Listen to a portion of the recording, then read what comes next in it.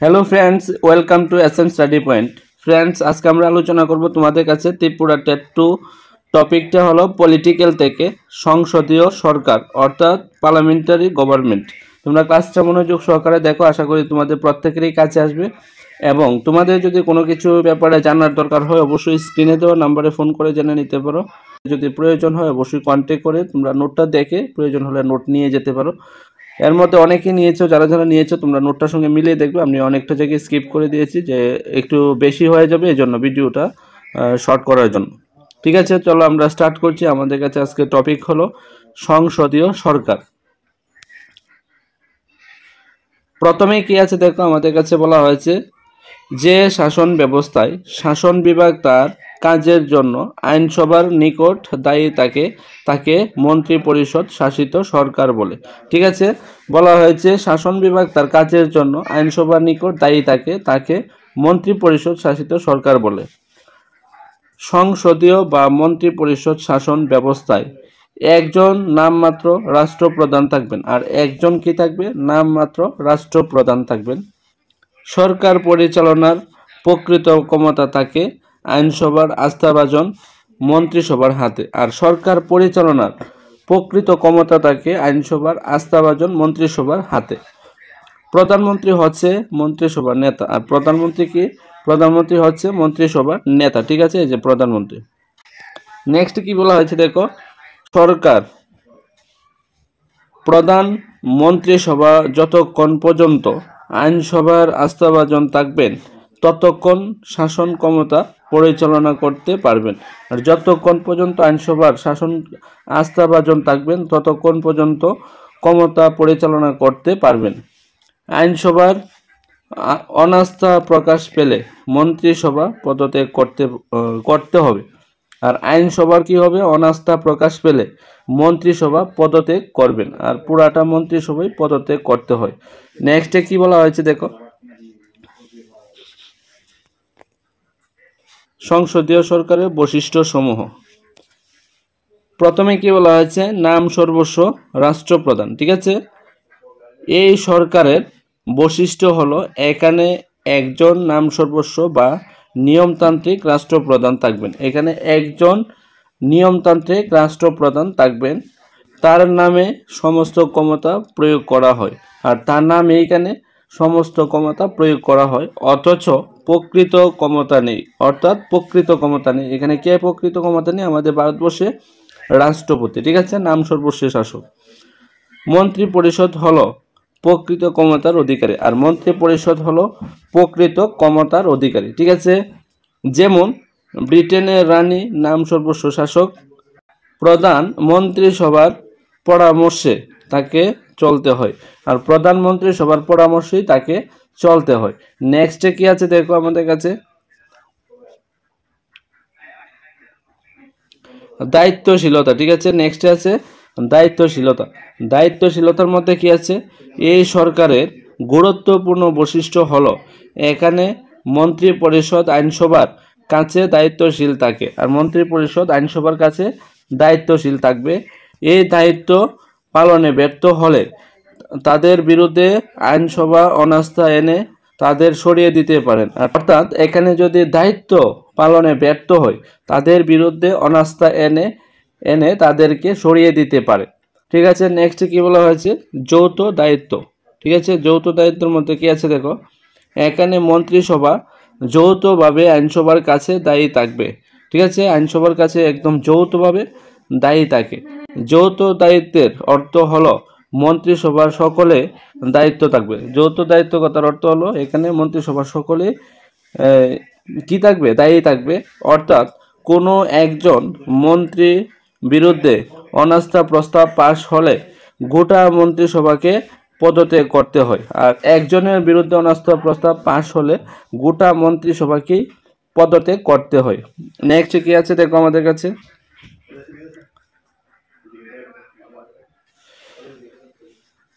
Next এখানে বলা হয়েছে প্রধানমন্ত্রীর নেতৃত্বে। ঠিক আছে, প্রধানমন্ত্রীর নেতৃত্বের মধ্যে কি আছে দেখো, প্রধানমন্ত্রীর নেতৃত্বে মন্ত্রী পরিষদ চালিত সরকারের অন্যতম বৈশিষ্ট্য হলো সংখ্যাগরিষ্ঠ দলের নেতা হিসাবে তিনি প্রধানমন্ত্রী হন, আর সংখ্যাগরিষ্ঠ দলের নেতা হিসাবে একজন প্রধানমন্ত্রী হন। ঠিক আছে, এই যে এখানে বলা হয়েছে প্রধানমন্ত্রী হন।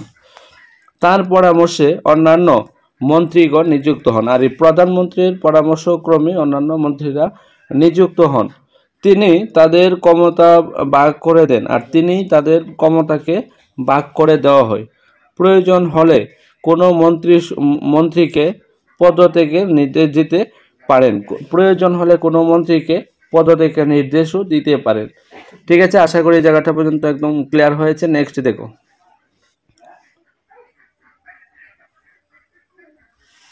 নেক্সট এখানে কি বলা হয়েছে, বিরোধী দলের অস্তিত্ব। ঠিক আছে, বিরোধী দলের অস্তিত্বের মধ্যে কি আছে দেখো, এই সরকারের আর একটি বৈশিষ্ট্য হলো বিরোধী দলের অস্তিত্ব। ঠিক আছে, এই সরকারের আর একটি গুরুত্বপূর্ণ বৈশিষ্ট্য ছিল বিরোধী দলের অস্তিত্ব। যে দল সংখ্যাগরিষ্ঠতা পায় সেই দল মন্ত্রিসভা গঠন করেন, আর যে দল সংখ্যাগরিষ্ঠতা পাবে সেই দলই মন্ত্রিসভা গঠন করবে। সংখ্যালঘিষ্ঠ দল বিরোধী দলের ভূমিকা পালন করে, আর সংখ্যালঘিষ্ঠ দল তারা কি করবে, বিরোধী দলের ভূমিকা পালন করবে। তারা সরকারের ত্রুটিগুলি জনসাধারণের কাছে তুলে ধরে সরকারকে সঠিক পথে চলতে সাহায্য করে। আর তারা কি করে, সরকারের যে বিভিন্ন ত্রুটিগুলি তুলে এবং সমালোচনা করে জনসাধারণের কাছে তুলে ধরার কাজ হলো বিরোধী দলের কাজ। ঠিক আছে, সরকারের স্বৈরাচারিতার পথে বাধার সৃষ্টি করে। ঠিক আছে, নেক্সট কি আছে দেখো,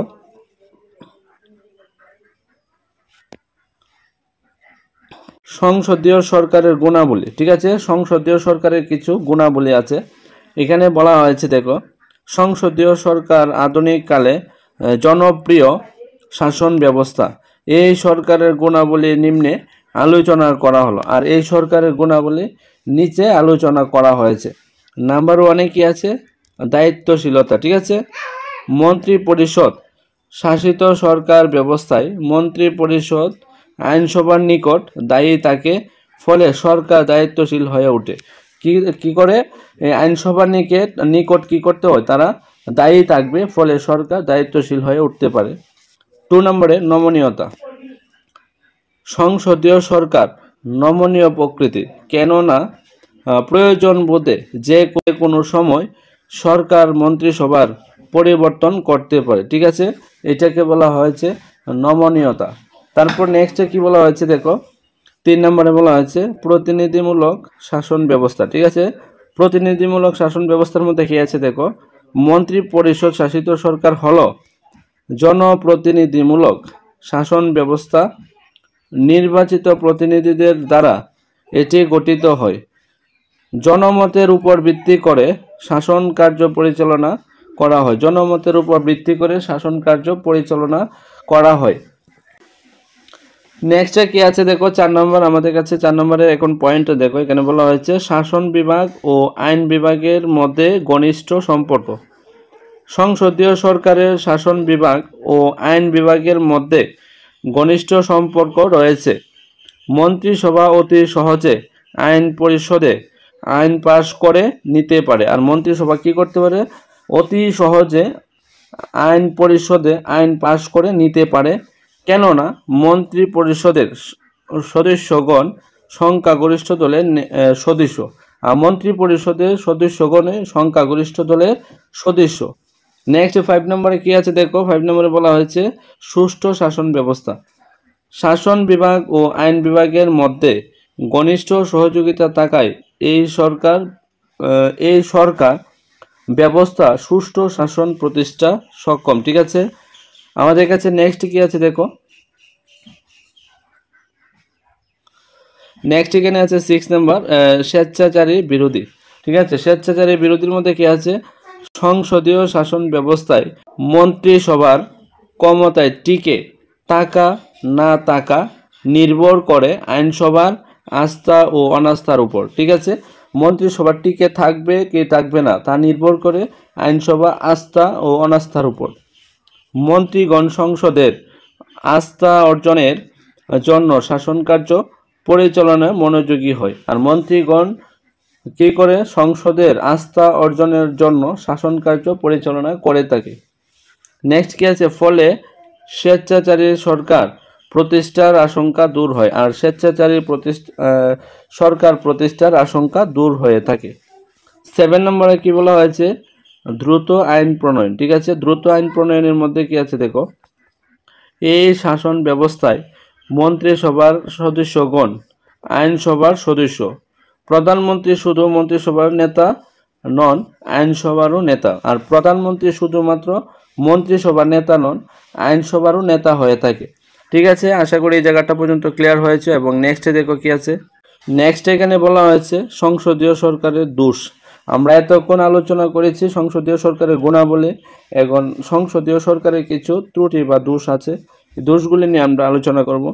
সংসদীয় সরকারের কিছু উল্লেখযোগ্য গুণ থাকলেও এর কিছু দোষ বা ত্রুটি আছে, সেগুলি নিম্নে আলোচনা করা হলো, আর সেগুলি নিচে আলোচনা করা হলো বলা হয়েছে।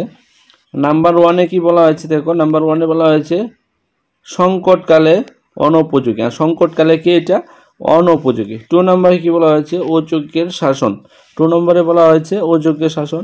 3 নম্বরে কি আছে, সংখ্যাগরিষ্ঠের স্বৈরাচারী শাসন, আর সংখ্যাগরিষ্ঠের স্বৈরাচারী শাসন। 4 নম্বরে স্থিতিশীলতার অভাব, আর স্থিতিশীলতার অভাব। 5 নম্বরে কি হচ্ছে, মন্ত্রিসভায় একনায়কত্ব, আর মন্ত্রিসভায় কি হবে, একনায়কত্ব হবে। ঠিক আছে। 6 নম্বর দলীয় স্বার্থ, 6 নম্বর হলো দলীয় স্বার্থ।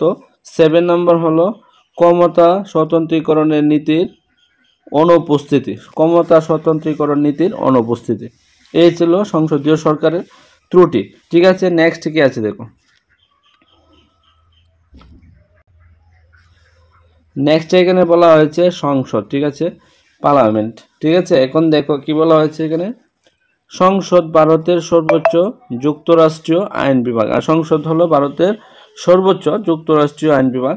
নয়াদিল্লির সংসদ মার্গের সংসদ ভবনে এটি অবস্থিত, নয়াদিল্লিতে সংসদ মার্গে সংসদ ভবনে এটি অবস্থিত। সংস্কৃত সংসদ থেকে এই নামটি গৃহীত হয়েছে, সংস্কৃত সংসদ থেকে এই নামটি গৃহীত হয়েছে। ভারতের রাষ্ট্রপতি লোকসভা নামক নিম্নকক্ষ ও রাজ্যসভা নামক উচ্চকক্ষ নিয়ে ভারতের সংসদ গঠিত হয়। আমরা প্রত্যেকেই জানি আমাদের যে সংসদ আছে, পার্লামেন্ট আছে, এখানে 2টা কক্ষ আছে, একটা হলো লোকসভা যাকে বলা হয় নিম্নকক্ষ, আর আরেকটা আছে রাজ্যসভা যাকে বলা হয় উচ্চকক্ষ। ঠিক আছে, নেক্সট কি আছে দেখো, নেক্সট এখানে বলা হয়েছে দেখো, কোনো বিল আইনে পরিণত করতে সংসদে উভয় কক্ষে তা পাশ হয়ে রাষ্ট্রপতি কর্তৃক অনুমোদিত হতে হয়। ঠিক আছে, কোনো বিল আইনে পরিণত হতে এটাকে দুটোটা কক্ষের মধ্যে পাশ করে নিতে হবে, অর্থাৎ লোকসভা এবং রাজ্যসভা দুটোটা কক্ষে পাশ হয়ে রাষ্ট্রপতির কাছে যাওয়ার পরে এটাকে যখন সিগনেচার করে অনুমোদন দেওয়া হবে তখন এটা আইনে পরিণত হবে। ভবনের সেন্ট্রাল হলটি সংসদের যৌথ অধিবেশনের জন্য ব্যবহৃত হয়, আর সেন্ট্রাল হলটি কি হয়, যৌথ অধিবেশনের জন্য ব্যবহার করা হয়। ভারতবর্ষের নতুন দিল্লিতে নতুনভাবে পার্লামেন্ট গঠন করা হয়েছে, আর ভারতবর্ষের নতুন দিল্লিতে নতুনভাবে পার্লামেন্ট গঠন করা হয়েছে, যা উদ্বোধন করেছিল 28/5/2023 তারিখে প্রধানমন্ত্রী নরেন্দ্র মোদী। ঠিক আছে, আমরা প্রত্যেকে জানি 28/5/2023 তারিখে নতুন একটা সংসদ ভবন উদ্বোধন করেছিল প্রধানমন্ত্রী নরেন্দ্র মোদী। ঠিক আছে, একদম আপডেটেড নোট। এখন হলো রাজ্যসভা নিয়ে, আমরা আগে আলোচনা করেছিলাম সংসদ নিয়ে, এখন হলো রাজ্যসভা। রাজ্যসভা হলো ভারতীয় সংসদে উচ্চ কক্ষ। এই সভার সদস্য সংখ্যা 245 জন। কত? 245 জন। ভারতের রাষ্ট্রপতি শিল্প, সাহিত্য, বিজ্ঞান ও সমাজসেবার ক্ষেত্র থেকে 12 জন সদস্যকে রাজ্যসভায় নির্বাচিত করেন। ঠিক আছে, কি করতে পারে আমাদের ভারতবর্ষের রাষ্ট্রপতি শিল্প, সাহিত্য, বিজ্ঞান ও সমাজসেবার ক্ষেত্র থেকে 12 জন সদস্যকে রাজ্যসভায় নির্বাচিত করতে পারে। ঠিক আছে, এরা মনোনীত সদস্য নামে পরিচিত, আর যেহেতু রাষ্ট্রপতি দ্বারা তাদেরকে নিয়োগ করা হয়, নমিনেট করা হয়, এই জন্য তারা হলো কি, এটা হলো মনোনীত। ঠিক আছে, অন্যান্য সদস্যরা রাজ্য ও কেন্দ্রশাসিত অঞ্চলগুলির বিধানসভা কর্তৃক নির্বাচিত হন। অন্যান্যরা কি হয়? রাজ্য এবং কেন্দ্রশাসিত অঞ্চলগুলি থেকে বিধানসভা কর্তৃক নির্বাচিত হয়ে থাকেন। নেক্সটে কি আছে দেখো। নেক্সট এখানে বলা হয়েছে রাজ্যসভার সদস্যদের কার্যকালের মেয়াদ 6 বছর এবং প্রতি 2 বছর অন্তর সদস্যদের 1/3 অবসরে নেন। আর কিন্তু রাজ্যসভাটা কিন্তু একটা স্থায়ী কক্ষ, ঠিক আছে? রাজ্যসভা স্থায়ী কক্ষ, রাজ্যসভার কোনো মেয়াদ নেই, এটা হলো একটি স্থায়ী কক্ষ। নির্দিষ্ট সময় অন্তর লোকসভার অবলব্ধি এবং পূর্ণ নির্বাচন ঘটে। আর নির্দিষ্ট সময় অন্তর লোকসভার অবলব্ধি বা পূর্ণ নির্বাচন ঘটে, কিন্তু রাজ্যসভা ভেঙে দেওয়া যায় না। আর রাজ্যসভা যেহেতু একটা স্থায়ী কক্ষ, রাজ্যসভাকে ভেঙে দেওয়া যায় না। সরবরাহ সংক্রান্ত বিষয় ছাড়া অন্য সব বিষয়ে রাজ্যসভা লোকসভার সমান মর্যাদা ভোগ করে।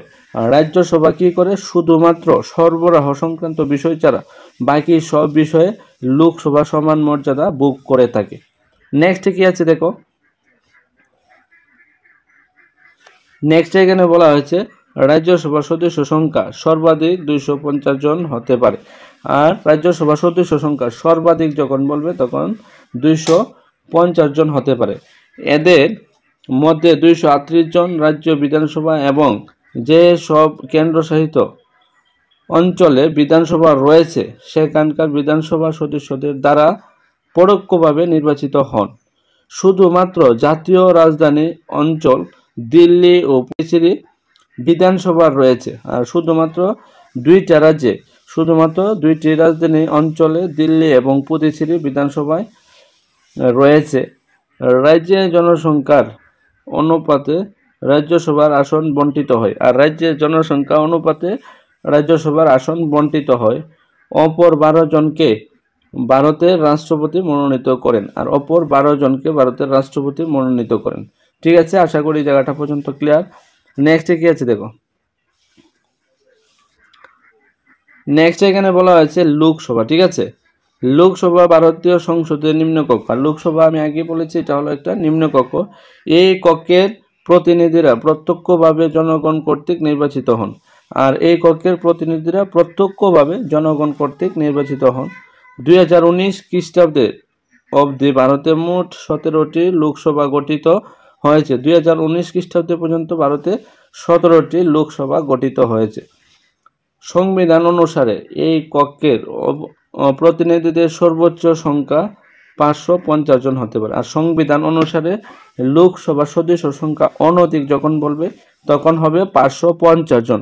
কিন্তু এই জায়গাতে একটা কথা বলে রাখছি, প্রথমে কিন্তু এখানে ছিল 552 জন। 2019-এর পরে একটা অ্যামেন্ডমেন্ট হয়েছিল যেখানে 2 জন অ্যাংলো ইন্ডিয়ানকে বাদ দেওয়া হয়েছে, এই জন্য এখানে 550 জনই হলো সর্বাধিক। কেন্দ্রশাসিত অঞ্চলগুলি সর্বোচ্চ 20 জন প্রতিনিধি পাঠাতে পারে। আর কেন্দ্র সরকার অঞ্চলগুলি থেকে সর্বোচ্চ 20 জনকে পাঠাতে পারে।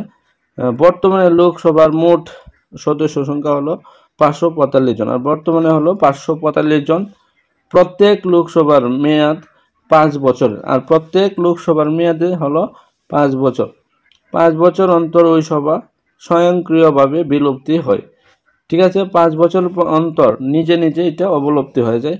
তবে জরুরি অবস্থা ঘোষণার মাধ্যমে এই সভার মেয়াদ আরও 1 বছরে বাড়ানো যায়। জরুরি অবস্থা ঘোষণার মাধ্যমে এই সভার মেয়াদ আরও 1 বছর বাড়ানো যেতে পারে। ঠিক আছে, নেক্সট কি আছে দেখো। আমরা এতক্ষণে যা আলোচনা করেছি একদম পুরোটা কনসেপ্ট আলোচনা করেছি। এখন তোমাদের কাছে আমরা আলোচনা করব কিছু গুরুত্বপূর্ণ কোশ্চেন নিয়ে। ঠিক আছে, তোমরা ক্লাসটা স্কিপ না করে দেখো, আশা করি তোমাদের প্রত্যেকেরই কাজে আসবে। ঠিক আছে, দেখো প্রথমে কি আছে, ভারতের সংসদ বা পার্লামেন্ট হলো কি? এটা হলো আইন প্রণয়নকারী সংস্থা। এটা একটা আইন প্রণয়নকারী সংস্থা। ঠিক আছে, ভারতের সংসদ হলো কি? উত্তরটা হলো দ্বিকক্ষ বিশিষ্ট। উত্তরটা হলো দ্বিকক্ষ বিশিষ্ট আইনসভা। 3 নম্বর, ভারতের সংসদের অঙ্গ হলো কোনটা অঙ্গ? 3টি অঙ্গ। কি? 3টি। আমি বলে রাখছি এখানে আনসারটা যদিও নেই। লোকসভা, রাজ্যসভা এবং রাষ্ট্রপতি 3টা হলো সংসদের অঙ্গ। ঠিক আছে। 4 নম্বর, ভারতের সংসদের 2টি কক্ষ হলো 2টি কক্ষ। কি কি? লোকসভা এবং রাজ্যসভা, এই হলো 2টি কক্ষ। ঠিক আছে, নেক্সট আমাদের কাছে কি আছে দেখো।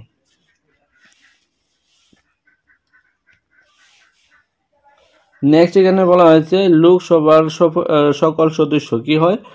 উত্তর হলো দেখো সবাই নির্বাচিত। আর লোকসভা যারা যারা হবে তারা সব প্রত্যেকে নির্বাচিত। ব্রিটিশ পার্লামেন্টের অঙ্গগুলি হলো কমন সভা, আর একটা হলো দেখো লোকসভা, রাজ্যসভা বা রানী। ঠিক আছে, এটা হলো ব্রিটিশ পার্লামেন্টের।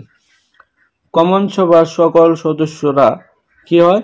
নির্বাচিত হন, সবাই নির্বাচিত হন কমন সভার।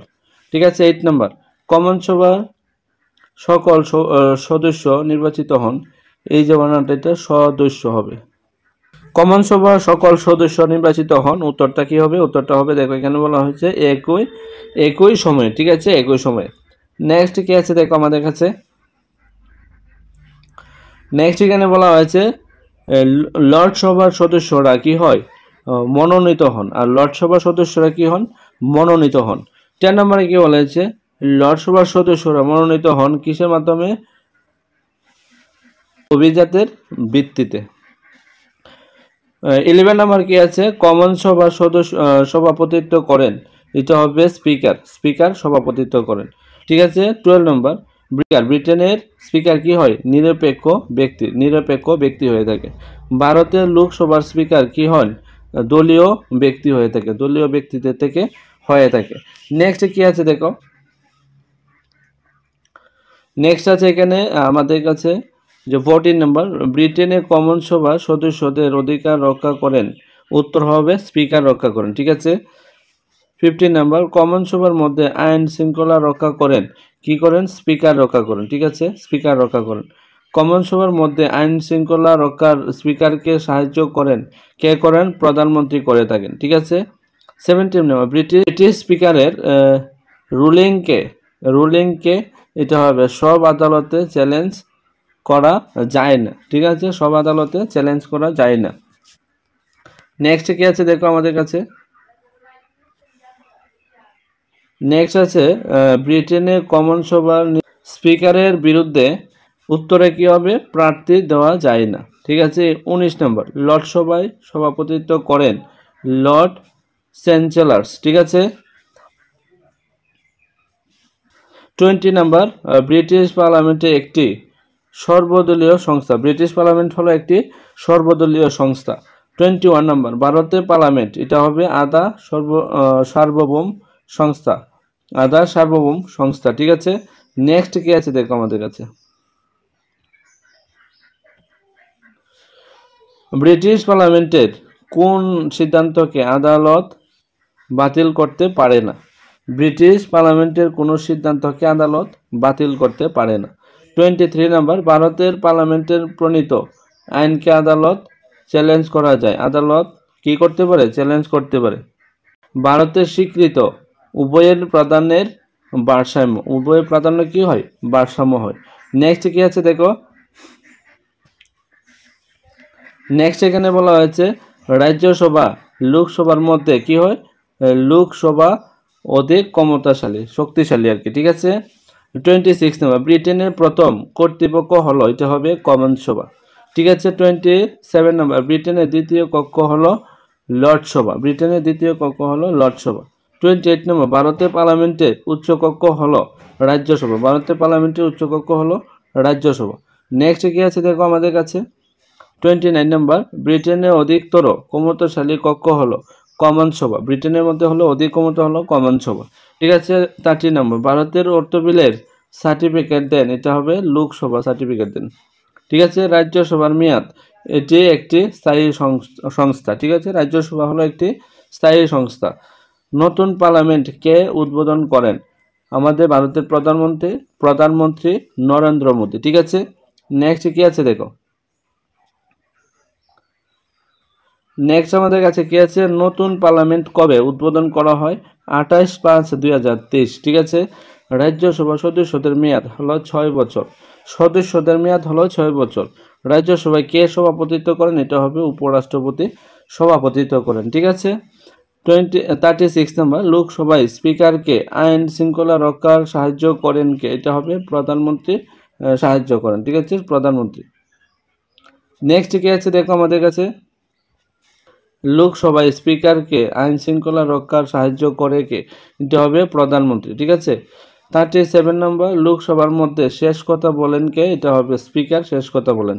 ঠিক আছে। 38 নম্বর, লোকসভার সদস্যদের অধিকারের রক্ষাকর্তা কে? এটা হবে স্পিকার হবে রক্ষাকর্তা। ঠিক আছে। নেক্সট কি আছে দেখো আমাদের কাছে,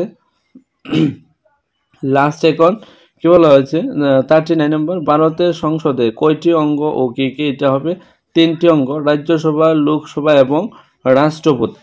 40 নম্বর, ব্রিটিশ পার্লামেন্টে হলো ব্রিটেনের কে? আইনসভা। ঠিক আছে, ব্রিটেনের আইনসভা। 41 নম্বর, ব্রিটিশ পার্লামেন্টে হলো কি? দ্বিকক্ষ বিশিষ্ট আইনসভা। ব্রিটিশ পার্লামেন্ট হলো একটি দ্বিকক্ষ বিশিষ্ট আইনসভা। ফ্রেন্ডস, এই ছিল আমাদের কাছে প্রথমে কনসেপ্ট, তারপর গুরুত্বপূর্ণ কিছু কোশ্চেন নিয়ে আলোচনা। আশা করি সংসদীয় সরকার থেকে যদি কোনো কোশ্চেন আসে, তোমরা যদি ভিডিওটা স্কিপ না করে দেখো, আশা করি তোমরা প্রত্যেকে আনসার করতে পারবে। এখন যারা যারা আমার ভিডিওগুলি দেখো এবং কন্টিনিউ দেখতে থাকো, আগের ভিডিওগুলি দেখতে চাও তাহলে প্লেলিস্টে গিয়ে দেখবে একদম টপিক অনুসারে ভিডিও বানানো আছে, অবশ্যই দেখে নিতে পারো। আর যারা যারা আমার কাছে যোগাযোগ করতে চাও এবং নোট নিতে চাও, অবশ্যই যোগাযোগ করতে পারো। আমি নাম্বারটা বলে রাখছি, নাম্বারটা হলো 9485160859। এই নাম্বারে ফোন করে তোমরা বিস্তারিত জেনে নিতে পারো, এবং যদি নোটটা দরকার হয় যোগাযোগ করে এসে দেখে পছন্দ হলে নিয়ে যেতে পারো। এবং এখনও যারা যারা আমার চ্যানেলটাকে সাবস্ক্রাইব করুন, অবশ্যই সাবস্ক্রাইব করে পাশে থাকা বেল আইকনে চাপ দিয়ে রাখতে পারো একদম টপিক অনুসারে ভিডিও পেতে। এবং আমার গ্রুপে অ্যাড হতে এই নাম্বারে ফোন করে বা মেসেজ করে বা ভিডিওর কমেন্ট সেকশনে লিঙ্ক দেওয়া থাকবে, লিঙ্কে ক্লিক করে গ্রুপে অ্যাড হতে পারো ফ্রি মক টেস্ট দেওয়ার জন্য। ঠিক আছে, তোমরা সবাই ভালো থাকবে।